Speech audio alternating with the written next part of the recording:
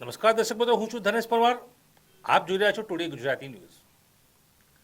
આજે વાત કરવી છે લોકસભા 2024ની ચૂંટણીઓમાં દેશની સૌથી મોટી પાર્ટી ભારતીય જનતા પાર્ટી, અને હવે જ્યારે ટિકિટ ફાળવણીનો દોર શરૂ થયો છે ત્યારે માધ્યમોમાં સતત ટિકિટ કોને આપશે, પ્રથમ યાદી 125થી વધુ ઉમેદવારોની હશે, ક્યાંક કહેવાય રહ્યું છે કે 100થી વધુ ઉમેદવારોની હશે. આ તમામ બાબતો સંભાવનાઓ છે. ભારતીય જનતા પાર્ટી હાઈકમાન્ડ એક શિસ્તબદ્ધ પાર્ટી છે.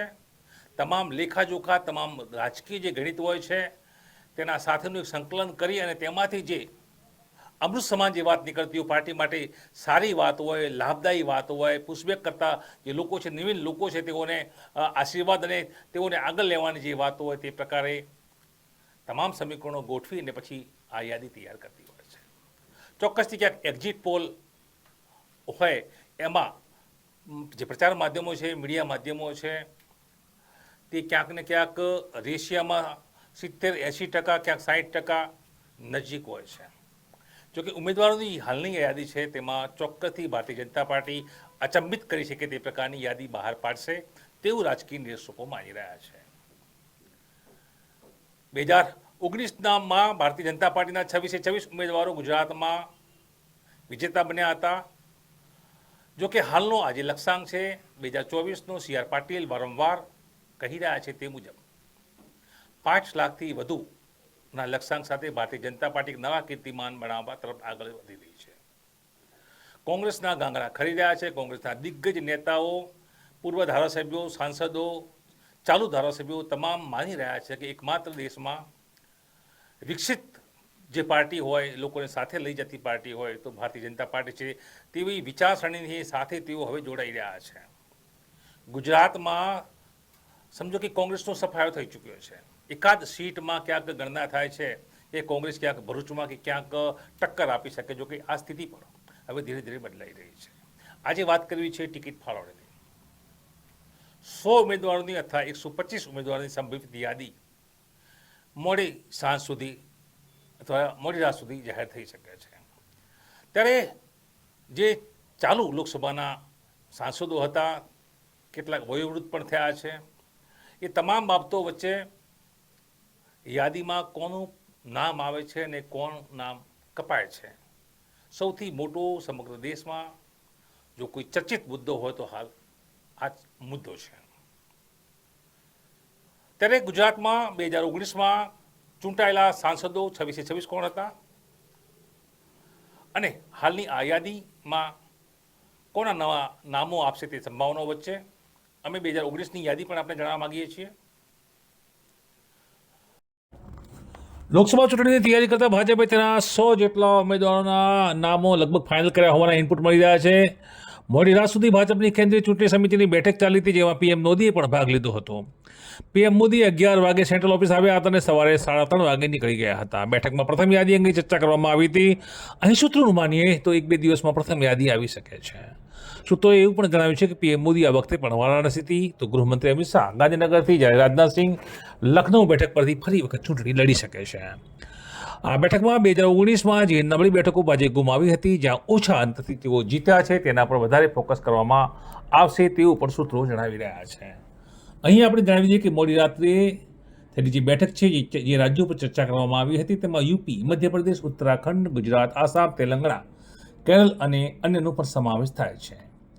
એવા કેન્દ્રીય મંત્રીઓ કે જેઓ રાજ્યસભાના સાંસદ છે તેઓ આગામી ચૂંટણી લડી શકે છે, જેમાં ભૂપેન્દ્ર યાદવ, જ્યોતિરાજ સિંધિયા, નિર્મલા સીતારમણ, ધર્મેન્દ્ર પ્રધાન, સર્બાનંદ સોનોવાલ, શ્રી મુરલીધરનનો સમાવેશ થાય છે.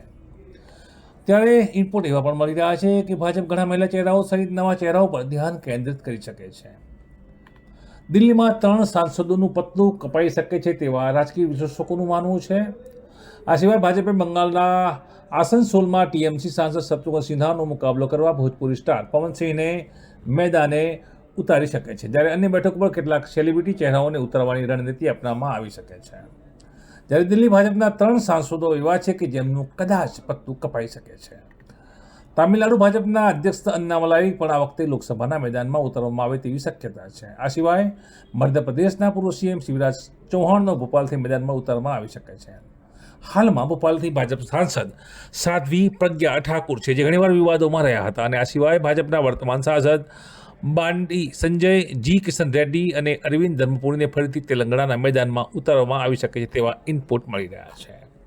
જો કે આ તમામ સંભાવનાઓ છે, મળેલા ઇનપુટ આધારિત સંભાવનાઓ છે. ભારતીય જનતા પાર્ટી અચંબિત આપતા નામ પણ આપી શકે છે. જો કે જે ઇનપુટ મળ્યા છે, મોડી રાત સુધી ભાજપની કેન્દ્રીય ચૂંટણી સમિતિની બેઠક ચાલી હતી. લોકસભામાં ચૂંટણી માટેની પ્રથમ યાદીમાં 100 જેટલા જે નામો છે તે ફાઇનલ કરવામાં આવ્યા છે. ત્યારે ટુડે ગુજરાતી ન્યૂઝ આજે આપણે કહેવા માંગે છે કે જે 2019ની ચૂંટણીમાં ભારતીય જનતા પાર્ટીના 26 જે સાંસદો હતા, તેઓ પૈકીના પણ કેટલાક સાંસદોના 2024ની હાલની આ ચૂંટણીમાં ટિકિટ કપાઈ શકે છે. 2019માં જે સાંસદો હતા તેમાં અમદાવાદ ઈસ્ટમાં પટેલ હસમુખભાઈ હતા, અમદાવાદ વેસ્ટમાં ડૉક્ટર કિરીટ પટેલ હતા, જ્યારે અમરેલીમાં કાછડિયા નરેન્દ્રભાઈ હતા, આનંદમાં પટેલ મિતેશભાઈ, બનાસકાંઠા પર્વત સાંસદ પરબતભાઈ સવાભાઈ પટેલ, બારડોલીમાં પુરાભાઈ વસાવા, ભરૂચમાં મનસુખભાઈ વસાવા, ભાવનગરમાં ડૉક્ટર ભારતીબેન ધીરુભાઈ, છોટાઉદેપુરમાં રાઠવા ગીતાબેન, તો દાહોદમાં જસવંતસિંહ ભાભોર, ગાંધીનગરમાં ગૃહમંત્રી અમિત શાહ, જામનગર પૂનમબેન, જૂનાગઢમાં ચુડાસમા રાજેશભાઈ, તો કચ્છમાં ચાવડા વિનોદ લખવંતસિંહ, ખેડામાં ચૌહાણ દેવસિંહજી, મહેસાણામાં શારદાબેન અનિલભાઈ પટેલ, તો નવસારીમાં પ્રદેશ અધ્યક્ષ સી.આર. પાટીલ, પંચમહાલની વાત કરીએ તો તેઓ 2019માં રતનસિંહ રાઠોડ, તો 2019માં પાટણમાં ડાભી ભરતસિંહ શંકરજી, રાજકોટની બેઠકની વાત કરીએ તો કુંડારિયા મોહનભાઈ, તો પોરબંદરમાં રમેશભાઈ લવજીભાઈ, સાબરકાંઠામાં રાઠોડ દીપસિંહજી, સુરતમાં દર્શના વિક્રમ જરદોસ, સુરેન્દ્રનગરમાં ડૉક્ટર મુંજપુરા મહેન્દ્રભાઈ અને વડોદરામાં રંજનબેન ભટ્ટ, જ્યારે વલસાડમાં ડૉક્ટર કે.સી. પટેલ. આ યાદી છે 2019ની 26 ભારતીય જનતા પાર્ટીના આ ઉમેદવારોની યાદી 2019ના સાંસદો હતા.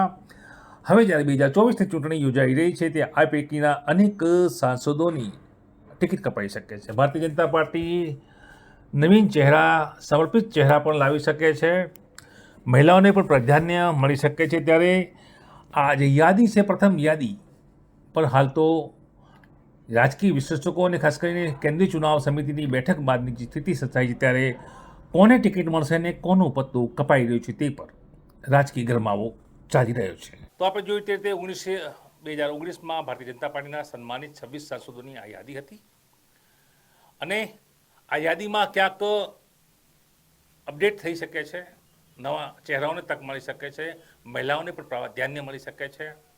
ત્યારે જોવાનું એ રહ્યું છે કે હવે આ યાદી જાહેર થાય છે ત્યારે કયા નવીન ચહેરાઓ ભારતીય જનતા પાર્ટીના લોકસભા 2024ની ચૂંટણીના હીરો બનવા જઈ રહ્યા છે. નમસ્કાર.